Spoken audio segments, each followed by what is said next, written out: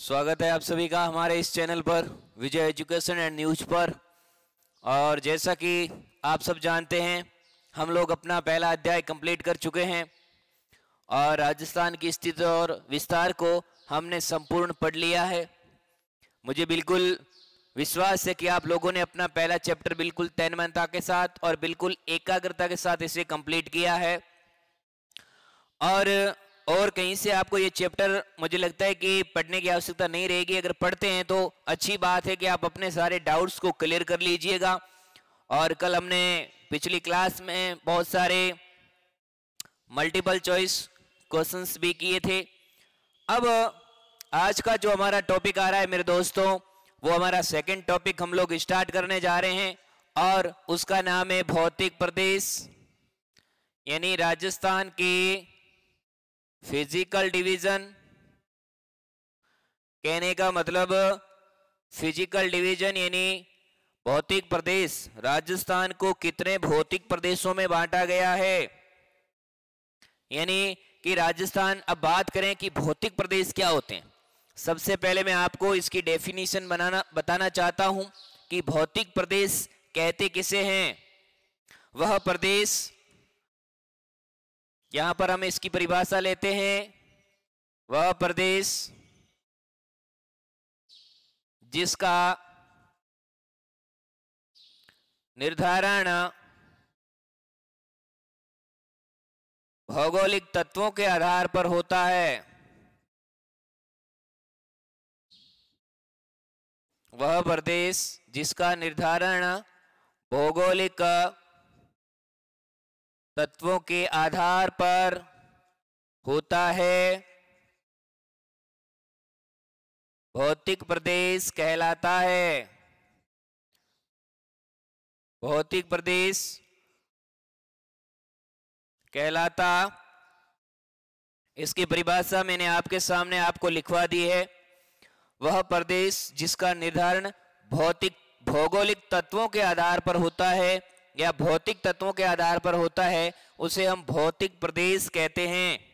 अब भौगोलिक तत्वों के आधार पर, भौगोलिक तत्व कौन से हुए कि किसी प्रदेश में हम लोग देखते हैं कोई प्रदेश पर्वतीय प्रदेश है, कुछ प्रदेश तटीय प्रदेश होते हैं जो तट के आसपास स्थित होते हैं।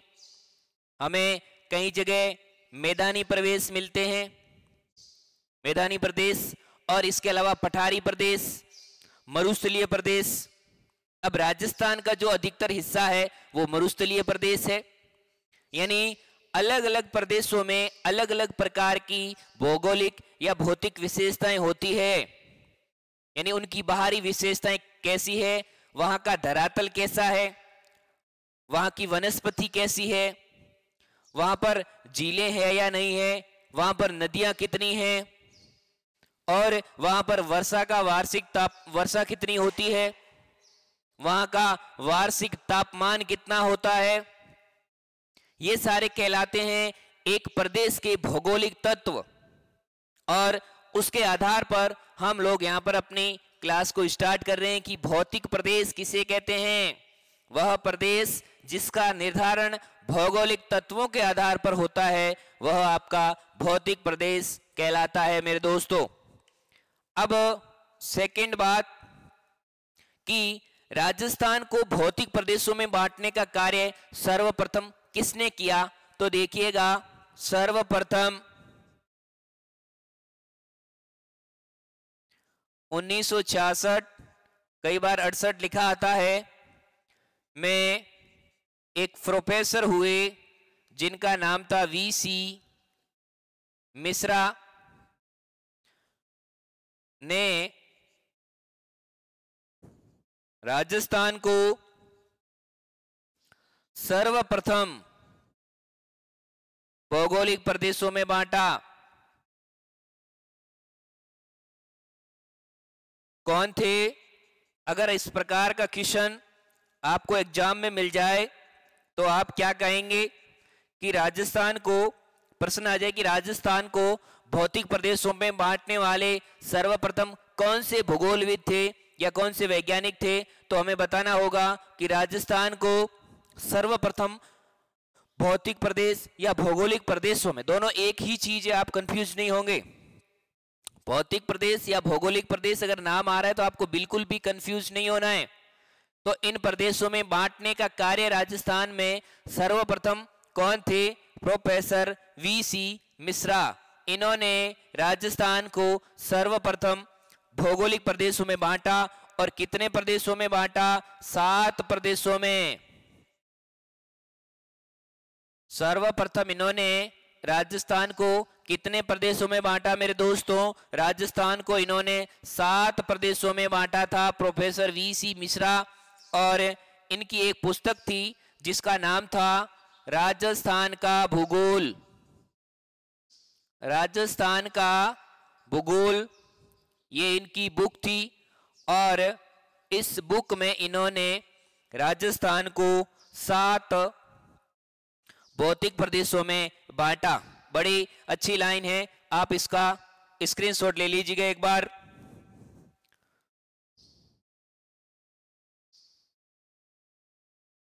बिल्कुल। अब नेक्स्ट हम बात करें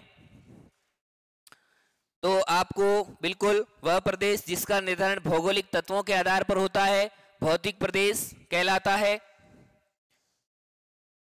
अब इसके बाद में देखिएगा कि सेकंड, दूसरी बार राजस्थान को भौगोलिक प्रदेशों में बांटने वाले, दूसरी बार 1968 में भौगोलिक या भौतिक प्रदेशों में बांटने वाले प्रोफेसर A.K. सेन थे। ध्यान रखिएगा मेरे दोस्तों, राजस्थान को सर्वप्रथम भौगोलिक प्रदेशों में बांटने का कार्य प्रोफेसर वीसी मिश्रा ने किया था।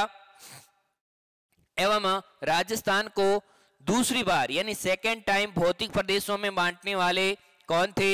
हमारे प्रोफेसर A.K. सेन थे, जिन्होंने 1968 में राजस्थान को दूसरी बार यानी भौतिक प्रदेशों में विभाजित किया।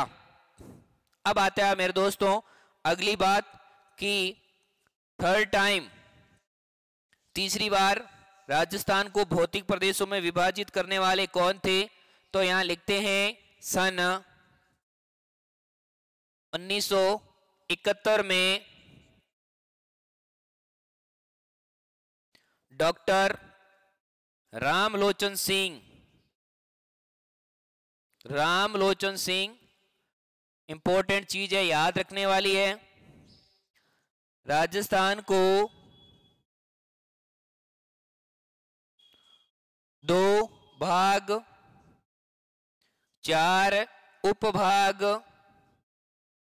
एवं 12 लघु प्रदेशों में विभाजित किया। याद रखिएगा मेरे दोस्तों, रामलोचन सिंह ने राजस्थान को तीसरी बार यानी थर्ड टाइम राजस्थान को 1971 में 1971 में डॉक्टर रामलोचन सिंह भारत के प्रसिद्ध भूगोलविद हुए। उन्होंने राजस्थान को थर्ड टाइम फिजिकल डिवीजन में डिवाइडेड किया। और कितने डिवीजन में डिवाइडेड किया? यहां पर हम देख रहे हैं 2 भागों में, 4 उपभाग और 12 लघु प्रदेशों में विभाजित किया। अब कौन से 12 लघु प्रदेश थे ये याद करने की आवश्यकता नहीं है। एग्जाम में सवाल ये आ सकता है कि डॉक्टर रामलोचन सिंह राजस्थान को कितने भौतिक प्रदेशों में विभाजित करते हैं? तो हमें यह याद रखना होगा मेरे दोस्तों कि 2 भाग, 4 उपभाग एवं 12 लघु प्रदेशों में विभाजित करते हैं।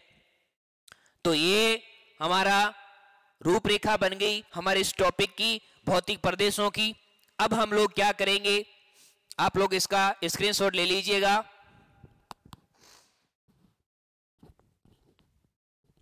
अब नेक्स्ट, अब आते हैं हम लोग वर्तमान वर्गीकरण पे कि वर्तमान वर्गीकरण देने वाले कौन थे। अपने मुद्दे पर, अपने टॉपिक पर आते हैं। वर्तमान वर्गीकरण देने वाले कौन थे? तो देखिएगा, वर्तमान वर्गीकरण की बात करें 1994 में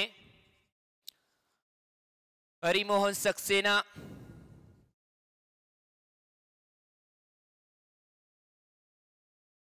ने राजस्थान को 4 प्रमुख भौतिक प्रदेशों में डिवाइड किया। 4 प्रमुख भौतिक प्रदेशों में विभाजित किया या डिवाइड किया। They divided it into 4 physical division। Rajasthan को 4 भौतिक प्रदेशों में विभाजित करने वाले ये आपका कहलाता है मेरे दोस्तों, इसे हम वर्तमान वर्गीकरण कहते हैं। वर्तमान वर्गीकरण यानी करंट क्लासिफिकेशन, आज के समय में जो क्लासिफिकेशन चल रहा है वो यही है। तो हरिमोहन सक्सेना राजस्थान को 4 भौतिक प्रदेशों में विभाजित करते हैं। और किन किन भौतिक प्रदेशों में विभाजित करते हैं यहां पर मैं आपको मैप में समझाना चाहता हूं, बिल्कुल अपनी नजरें जमा लीजिए। पहला जो है आपका, उसके बाद ये सेकंड है, उसके बाद ये थर्ड है, और ये आपका 4 नंबर, ये 1 नंबर, ये 2 नंबर, ये 3 नंबर, और ये आपका 4 नंबर। अब हम इनका नाम लिखते हैं। सबसे पहला नाम है उत्तरी पश्चिमी मरुस्थलीय प्रदेश। जैसा कि आपके सिलेबस में दिया हुआ है, बिल्कुल अलग नाम से उत्तरी पश्चिमी मरुस्थलीय प्रदेश। सेकंड नंबर पे आपका मध्यवर्ती अरावली पर्वतीय प्रदेश। सेकंड नंबर पे जो आपका भौतिक प्रदेश है मध्यवर्ती अरावली पर्वतीय प्रदेश। और थर्ड नंबर पे है आपका पूर्वी मैदानी प्रदेश जो थर्ड नंबर पे है। फोर्थ नंबर पे जो आपका है दक्षिणी पूर्वी पठारी प्रदेश। बिल्कुल मैप में आपके सामने आप समझ के होंगे, और मैप से आपको अच्छी तरह याद भी हो जाएगा कि राजस्थान को कितने भौतिक प्रदेशों में वर्तमान वर्गीकरण के अनुसार बांटा गया है। श्री हरिमोहन सक्सेना के अनुसार 1994 में तो 4 प्रमुख भौतिक प्रदेशों में बांटा मेरे दोस्तों। पहला आपका उत्तरी पश्चिमी मरुस्थलीय प्रदेश, सेकंड है आपका मध्यवर्ती अरावली पर्वतीय प्रदेश, थर्ड नंबर पे आपका पूर्वी मैदानी प्रदेश, और फोर्थ नंबर पे आपका दक्षिणी पूर्वी पठारी प्रदेश। तो देखिए हम देख रहे हैं कि जो भौतिक प्रदेश है यहाँ पर, इनको इनके भौगोलिक तत्वों के आधार पर, यहाँ पर देखिए सबसे पहले में हम राजस्थान के इस भाग में मरुस्थल देखते हैं, तो इसके आधार पर इसको डिवाइड कर दिया। फिर सेकंड नंबर पे अरावली पर्वतमाला है, पर्वतों के आधार पर डिवाइड कर दिया। थर्ड नंबर पे मैदानी प्रदेश है, यहाँ पर राजस्थान की मुख्य नदियां बहती हैं और नदियों ने इसे मैदानी प्रदेश बनाया है। ये राजस्थान का सबसे उपजाऊ प्रदेश है, राजस्थान का सबसे उपजाऊ प्रदेश। उसके बाद में दक्षिण पूर्वी पठारी प्रदेश है, यह पठारी प्रदेश से हमारे प्रायद्वीपीय पठार का हिस्सा है, यानी प्रायद्वीप जो भारत का निचला हिस्सा है उसे हम प्रायद्वीप कहते हैं। बिल्कुल प्रायद्वीप किसे कहते हैं मेरे दोस्तों? वह क्षेत्र जो 3 और पानी से घिरा हो, जो 3 और पानी से घिरा हो, यानी यहां पर हम लोग देखते हैं, जैसे कि मैं यहां पर बना देता हूं आपके सामने इंडिया का मैप। हम इंडिया का प्रायद्वीपीय पठार की बात कर रहे हैं। प्रायद्वीप किसे कहते हैं? वह क्षेत्र जो 3 और पानी से घिरा हो, चारों तरफ नहीं, 3 और पानी से घिरा हो, प्रायद्वीप कहलाता है। यहाँ पर बंगाल की खाड़ी है, यहाँ पर अरब सागर है और यहाँ पर हिंद महासागर है। यहाँ पर अरब सागर है, कच्छ की खाड़ी है, इधर यहाँ पर बंगाल की खाड़ी है और ये श्रीलंका, और यहाँ पर हिंद महासागर है। तो जो भारत का निचला हिस्सा है वो तीन और पानी से घिरा हुआ है, इसलिए हम उसे प्रायद्वीप कहते हैं। और द्वीप किसे कहते हैं? वह क्षेत्र जो चारों तरफ पानी से घिरा हो। ऐसा क्षेत्र जिसके चारों तरफ पानी हो वह द्वीप कहलाता है, और जिसके तीन और पानी हो वो क्या कहलाता है? प्रायद्वीप कहलाता है। बिल्कुल हम लोगों ने अध्ययन कर लिया। अब देखिएगा, ये चीज आपने लिख ली होगी, आपने नोट कर ली होगी कि अब आगे बिल्कुल वर्तमान वर्गीकरण की हमने शुरुआत कर दी है। हम आज हमारा सेकंड टॉपिक भौतिक प्रदेश पढ़ रहे हैं। अब हम पढ़ेंगे इनके भौतिक प्रदेशों के निर्माण की प्रक्रिया, कि इनका निर्माण कैसे हुआ। ये जानकारी हमने आपको पहले टॉपिक में भी बताई थी, थोड़ा और बताने का यहाँ पर प्रयास कर रहे हैं। आपको थोड़ी समझ में आने में समस्या आ सकती है, लेकिन ध्यान रखिएगा बिल्कुल बोर्ड पर। सबसे पहले पृथ्वी एक आग का गोला थी, बहुत गर्म थी और द्रव अवस्था में थी। कालांतर में धीरे धीरे पृथ्वी ठोस रूप ग्रहण कर लिया और ठंडी हो गई, तो इसे हम स्थलभाग कहेंगे। इसका नाम वैज्ञानिकों ने रखा पेंजिया। पृथ्वी संपूर्ण रूप से सबसे पहले सारे महाद्वीप आपस में जुड़े हुए थे। एशिया, यूरोप, अफ्रीका, उत्तरी अमेरिका, दक्षिण अमेरिका, ऑस्ट्रेलिया, अंटार्कटिका, सारे महाद्वीप एक साथ जुड़े हुए थे और इन सब का एक भाग था, वो कहलाता था पेंजिया। इसके चारों तरफ एक महासागर था जिसे पैंथालासा कहा जाता था। पैंथालासा। संपूर्ण पृथ्वी सबसे पहले एक ही रूप में थी या एक ही ठोस रूप में थी, जिसे कहते हैं पेंजिया। यानी सारे महाद्वीपों का निर्माण पेंजिया से हुआ है। सारे महाद्वीपों का निर्माण पेंजिया से हुआ है।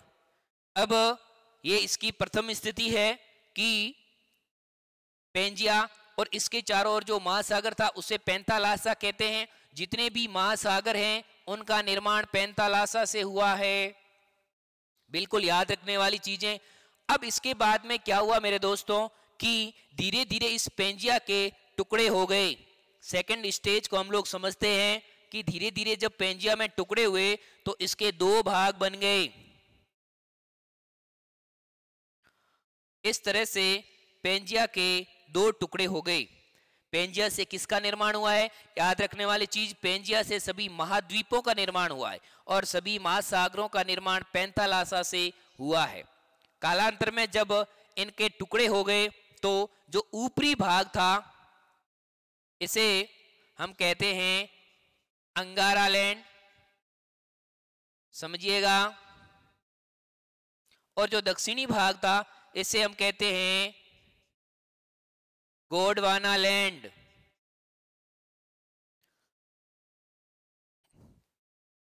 इसे हम क्या कहते हैं? गोंडवाना लैंड। ये था अंगारा लैंड। और इसके बीच में अब इन प्रदेशों में क्या हुआ?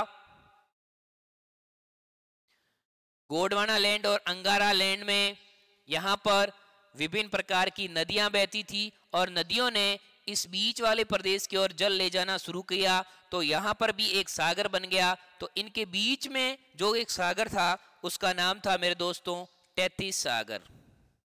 यहां पर जो सागर था उसका नाम था तैतीस सागर।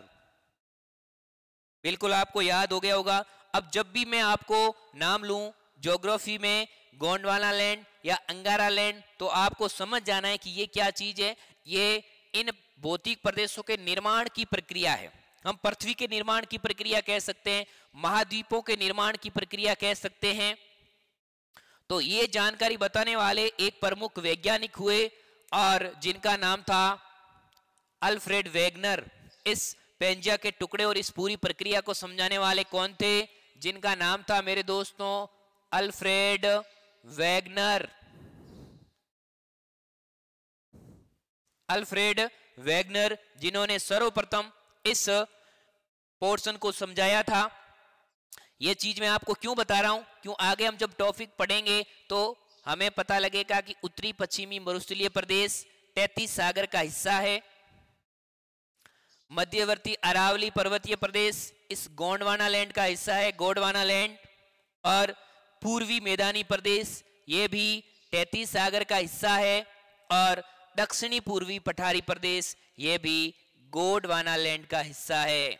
ये बार बार परीक्षा में प्रश्न पूछे जाते हैं और सीधे सीधे सवाल आ जाते हैं मेरे दोस्तों कि बताइएगा उत्तरी पश्चिमी मरुस्थलीय प्रदेश किस प्राचीन भूभाग का भाग है या किस प्राचीन भाग का अवशेष है। तो उत्तरी पश्चिमी मरुस्थलीय प्रदेश 33 सागर का अवशेष है। बिल्कुल याद रखने वाली चीज, एग्जाम में सीधा ऐसे सवाल पूछा जाता है। बताइएगा मध्यवर्ती अरावली पर्वतीय प्रदेश किसका हिस्सा है, ऐसे प्रश्न आते हैं। तो आप इसका एक बार स्क्रीनशॉट ले लीजिएगा और फिर आगे की प्रक्रिया को मैं आगे बढ़ाता हूं।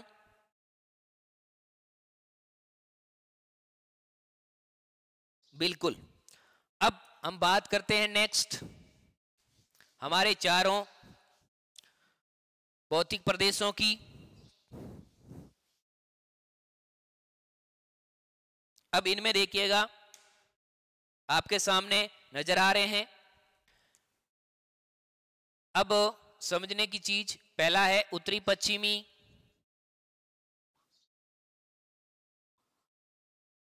मरुस्थलीय प्रदेश, सेकंड मध्यवर्ती अरावली, थर्ड पूर्वी मैदानी और फोर्थ है दक्षिणी पूर्वी पठारी। अब देखिएगा मरुस्थलीय प्रदेश और आपका मैदानी प्रदेश, यहां पर मैं आपको रेड पेन से, मैदानी प्रदेश ये हिस्सा किसके हैं, ये 33 सागर के अवशेष हैं, 33 सागर के अवशेष हैं। और मध्यवर्ती अरावली और दक्षिणी पूर्वी पठारी ये अवशेष हैं मेरे दोस्तों गोंडवाना लैंड के। प्रश्न आता है कि मध्यवर्ती अरावली पर्वतीय प्रदेश किस भौतिक या किस प्राचीन भूखंड का हिस्सा है। तो गोंडवाना लैंड का मध्यवर्ती अरावली और दक्षिण पूर्वी पठारी दोनों, यहाँ तीर का निशान कर दिया गया है। और उसके बाद उत्तरी पश्चिमी मरुस्थलीय प्रदेश और पूर्वी मैदानी प्रदेश है, ये दोनों किसका हिस्सा है मेरे दोस्तों, ये दोनों 33 सागर का हिस्सा है। बिल्कुल आप इस चीज को लिख लीजिएगा, स्क्रीनशॉट ले लीजिएगा, याद कर लीजिएगा, बहुत इंपॉर्टेंट चीज है, एग्जाम में कई बार पूछी जा चुकी है। अब इनमें एक बात मैं आपको और बताना चाहता हूं, इन चारों भौतिक प्रदेशों के अंदर सबसे प्राचीन प्रदेश कौन सा है, कौन सा भौतिक प्रदेश सबसे प्राचीन है। तो इन सब में मैं बात करूं कि जो सबसे प्राचीन भौतिक प्रदेश है वो है आपका मध्यवर्ती अरावली पर्वतीय प्रदेश। सबसे प्राचीन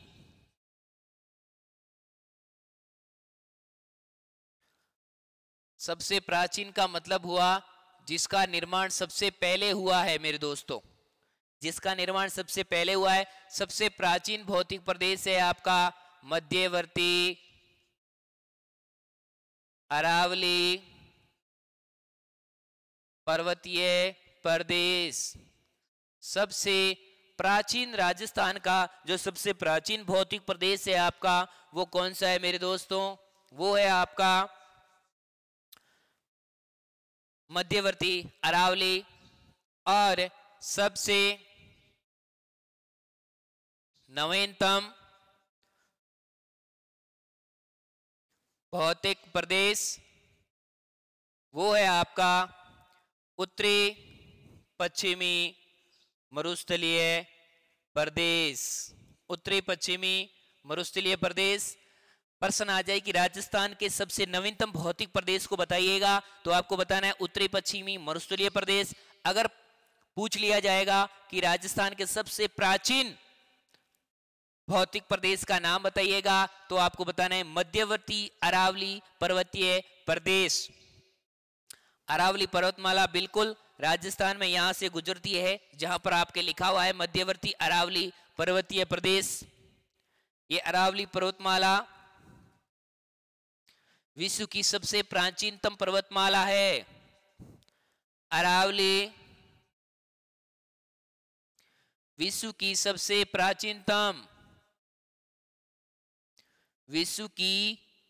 प्राचीनतम पर्वतमालाओं में गिनी जाती है, याद रखिएगा।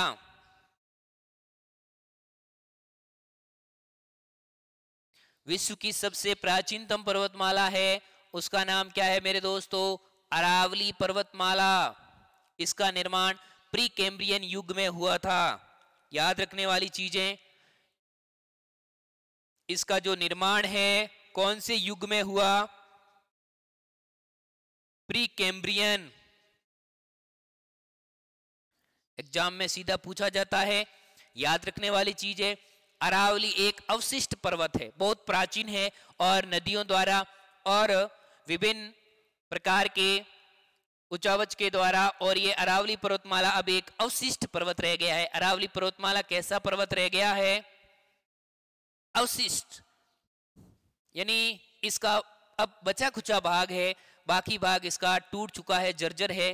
तो अरावली पर्वतमाला एक अवशिष्ट पर्वत है मेरे दोस्तों, और इसे विश्व की सबसे प्राचीनतम पर्वतमाला के नाम से जाना जाता है। इसका निर्माण प्री कैम्ब्रियन युग में हुआ था।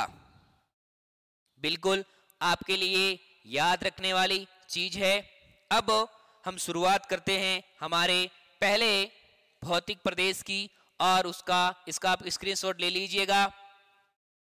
हम बात करते हैं हमारे पहले टॉपिक की, और उसका नाम है उत्तरी पश्चिमी मरुस्थलीय प्रदेश।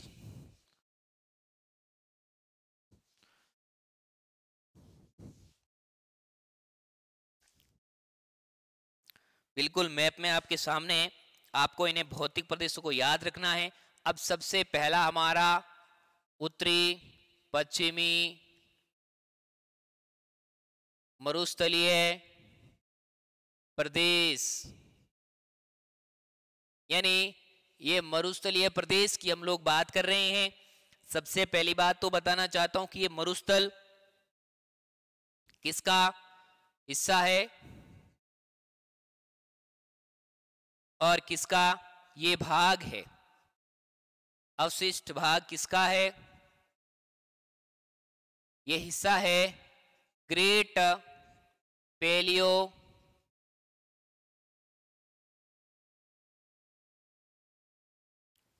आर्कटिक मरुस्थल का। ग्रेट पैलियो आर्कटिक मरुस्थल किसे कहते हैं? यानी ये जो आपका मरुस्थल है मेरे दोस्तों, ये अफ्रीका महाद्वीप में, जैसे आप वर्ल्ड में अफ्रीका महाद्वीप की बात करें, उसके बाद यहाँ पर आपका एशिया, और उसके बाद यहाँ भारत आता है, यानी यहाँ भारत के पड़ोसी देश पाकिस्तान, और उसके बाद में यहाँ अरब कंट्रीज है, और यहाँ पर आपका अफ्रीका महाद्वीप आता है। तो अफ्रीका महाद्वीप में विश्व का सबसे बड़ा मरुस्थल स्थित है, जिसे सहारा का रेगिस्तान कहते हैं। कौन सा रेगिस्तान? सहारा रेगिस्तान। सहारा रेगिस्तान कहाँ स्थित है? अफ्रीका महाद्वीप में सहारा का रेगिस्तान स्थित है, विश्व का सबसे बड़ा रेगिस्तान। उसके बाद में यहाँ अरब कंट्रीज की बात करें, अरब, ईरान, इराक में भी अरब का मरुस्थल है। कौन सा मरुस्थल है मेरे दोस्तों? अरब का मरुस्थल। और फिर आगे जैसे हम भारत और पाकिस्तान की तरफ आते हैं, तो हमारा यहाँ पर जो मरुस्थल है, उस मरुस्थल को किस नाम से जाना जाता है मेरे दोस्तों? उस मरुस्थल को थार का रेगिस्तान कहा जाता है। अब हमारे यहाँ पर जो मरुस्थल है, इसे हम क्या कहते हैं? थार का मरुस्थल। जब कभी आप बाड़मेर घूमने आएंगे तो आपको जरूर वहां मिलेगा। थार नगरी में आपका स्वागत है। तो थार का जो मरुस्थल है ये हमारे भारत में स्थित है और ये किसका भाग है? ये ग्रेट पैलियो आर्कटिक मरुस्थल का भाग है, उसका पूर्वी हिस्सा है। याद रखिएगा, थार का मरुस्थल या उत्तरी पश्चिमी मरुस्थलीय प्रदेश ग्रेट पैलियो आर्कटिक मरुस्थल का हिस्सा है। और ये कहाँ स्थित है? अफ्रीका में। और अफ्रीका के फिर पूर्व में अरब, और अरब के बाद में हम लोग आ जाते हैं नहीं उत्तरी पश्चिमी मरुस्थलीय प्रदेश, तो हम उसके पूर्वी हिस्से हैं। और अवशिष्ट भाग किसका है ये मैंने आपको बता दिया है, 33 सागर का अवशिष्ट भाग है। 33 सागर का अवशिष्ट भाग है। तो हमारे यहाँ पर जो थार का मरुस्थल है इसे भारत में हम लोग थार के मरुस्थल के नाम से जाना जाता है, और पाकिस्तान के अंदर इसे चेलिस्तान, जो भारत में उत्तरी पश्चिमी मरुस्थलीय प्रदेश है, या राजस्थान में जो हमारा मरुस्थलीय प्रदेश है इसे हम राजस्थान में या भारत में कहते हैं थार का मरुस्थल, और हम पाकिस्तान में इसी मरुस्थल को चेलिस्तान के नाम से जाना जाता है। मेरे दोस्तों याद रखिएगा, भारत में थार का मरुस्थल और पाकिस्तान में इसका नाम है चेलिस्तान। बिल्कुल याद रखने वाली चीजें। और इसके बाद में हम अपना नेक्स्ट इसी संपूर्ण उत्तरी पश्चिमी भौगोलिक प्रदेश को पढ़ेंगे संपूर्ण सूचनाओं के साथ, जिसमें वर्षा, तापमान, वहां की वनस्पति और भी बहुत सारी इंटरेस्टिंग झीलें और इंपॉर्टेंट चीजें, नदियां, सारी चीजें पढ़ेंगे। आज मैंने आपके सामने इस अध्याय की रूपरेखा पढ़ी, आपकी इस अध्याय से जान पहचान करवाई कि आपको इस टॉपिक में क्या पढ़ना है। और आज आपके जो फर्स्ट टॉपिक के नोट्स हैं वो आपके टेलीग्राम पर भेज दिए जाएंगे और आप उसको तन्मयता के साथ पढ़िएगा। अभी एग्जाम में थोड़ा समय है तो हम बिल्कुल हर एक पॉइंट के साथ आपका टॉपिक यहाँ क्लियर करवा रहे हैं। आप बिल्कुल इसको जोश के साथ पढ़िएगा। थैंक यू, धन्यवाद।